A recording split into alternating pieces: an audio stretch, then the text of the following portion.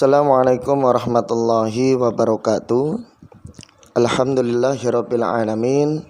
Wassalatu wassalamu ala asrafil anbiya'i wal mursalin sayyidina wa habibana wa syafi'ina wa maulana Muhammadin wa ala alihi wa sahbihi ajma'in.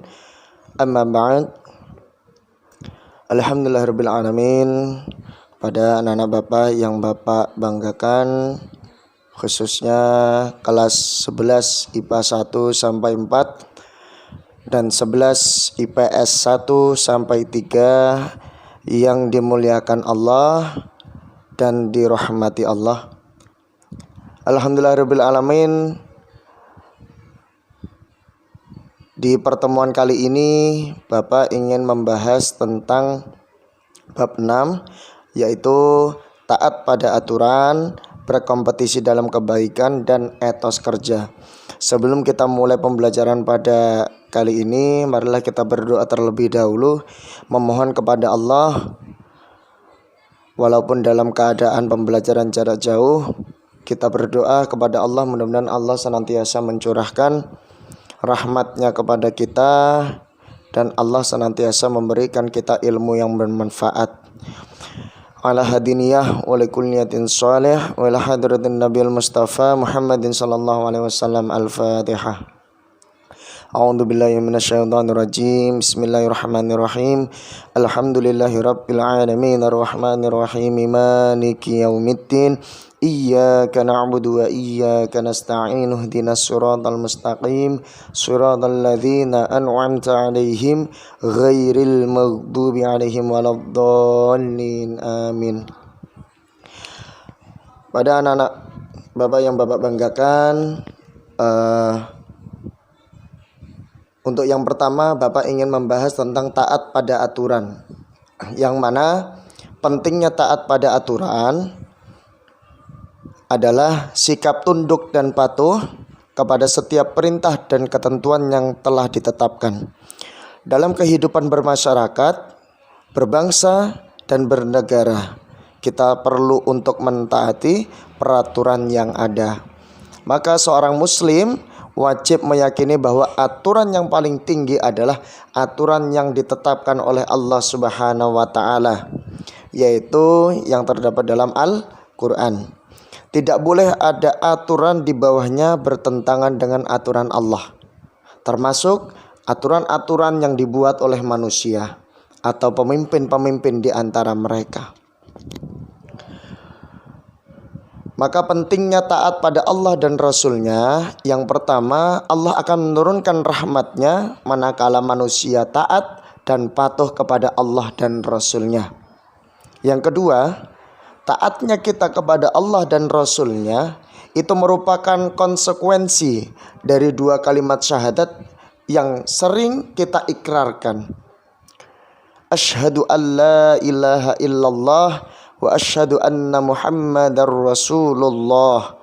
Saya bersaksi bahwa tiada Tuhan selain Allah, dan saya bersaksi bahwa Nabi Muhammad adalah utusan Allah.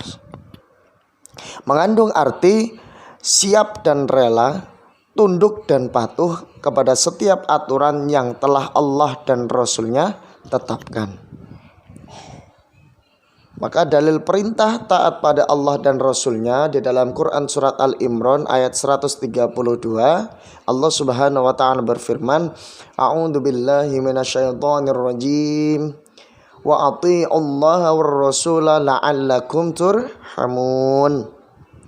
Dan taatilah Allah dan Rasul-Nya supaya kamu diberi rahmat.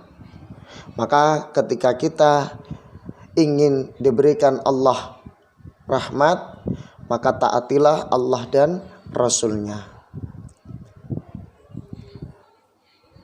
Dan ada pula dalil perintah taat pada Allah, Rasul, dan ulil amri atau pemimpin. Di dalam Quran surat An-Nisa ayat 59, Allah Subhanahu wa taala berfirman, A'udzu billahi minasyaitonir rajim. Ya ayyuhalladzina amanu athi'ullaha wa athi'ur rasula wa ulil amri minkum fa in tanaza'tum fi syai'in farudduhu ilallahi war rasuli in kuntum tu'minuna billahi wal yaumil akhir dzalika khairu wa ahsanu ta'wila. Wahai orang-orang yang beriman, taatilah Allah dan taatilah Rasul, yaitu Nabi Muhammad, dan ulil amri atau pemegang kekuasaan, yaitu pemimpin kita, ya, di antara kamu. Kemudian jika kamu berbeda pendapat tentang sesuatu, maka kembalikanlah kepada Allah, yaitu Al-Quran, dan Rasul, yaitu sunnahnya. Jika kamu beriman kepada Allah dan hari kemudian, yang demikian itu lebih utama bagimu dan lebih baik akibatnya. Maka di dalam dalil perintah taat pada Allah, Rasul, dan ulil amri itu terbagi menjadi 3 bentuk ketaatan. Yang pertama, taat kepada Allah Subhanahu wa ta'ala, ati'ullah. Dan yang kedua, taat kepada Rasul, wa ati'ur Rasul. Dan yang ketiga ada taat kepada ulil amri, wa ulil amri minkum. Untuk pengertian ulil amri, secara umum ulil amri atau pemimpin adalah seseorang atau sekelompok orang yang mengurus kepentingan umat.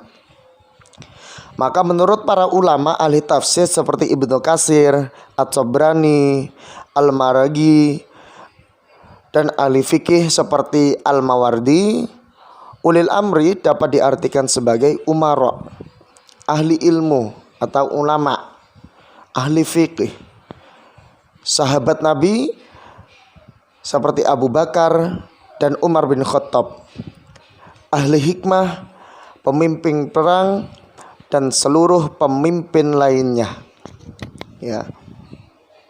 Oke. Maka taat pada ulil amri atau pemimpin, ati'ullah wa ati'ur rasul wa ulil amri minkum. Yang pertama, ketaatan kepada ulil amri atau pemimpin kita sifatnya tidaklah mutlak. Karena apa? Karena sehebat apapun ulil amri atau pemimpin kita, tetaplah ia manusia yang memiliki banyak kekurangan dan kelemahan.